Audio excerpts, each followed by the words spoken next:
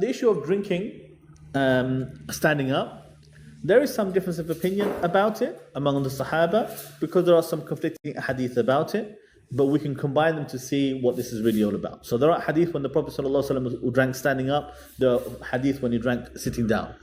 And he warned against drinking standing up. And there are even some hadith which say that to drink standing up is better even as well. There are lots of different narrations. That's why the ulama, they look through and they make ijtihad and they combine them. So the end result, what you want to know is, what is the conclusion? The conclusion is those hadith which get them mixed up and they encourage drinking standing instead of sitting is one of two. Either because it's Zamzam water specifically, which is a sunnah to stand up to drink that water, but not other water, or the hadith is being mixed up and the narrator mixed up the narration and they got it the wrong way around. And they meant to say to encourage drinking sitting down. So drinking sitting down is sunnah except for Zamzam water. Some of the Sahaba, they used to say, look, they would even drink standing up just to show the people. So I did this so that you know, because I saw the Prophet drinking standing up. But he was drinking Zamzam water. Okay, so even though the Sahaba, they had this opinion, they generalized it. In this issue, his opinion is weaker than the other Sahabi who said, no, we drink only Zamzam standing up and we drink sitting down as the sunnah is better. So the bottom line is, sit down to drink is better.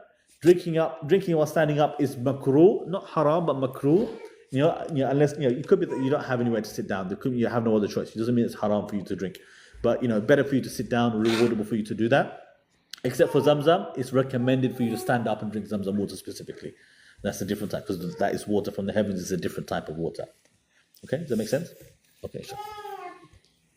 Yes. There is a question here. It says, I think you've already covered this previously, but it says, does someone have to make intention every night or just once? Yeah, so there are two opinions. One is that you can make intention for the whole of Ramadan. The other, you need to make intention every night. Now, when I say make intention, it means I mean you need to have intention. So we do say you should have intention every single night, the night before, for you, the fact that you're going to fast tomorrow.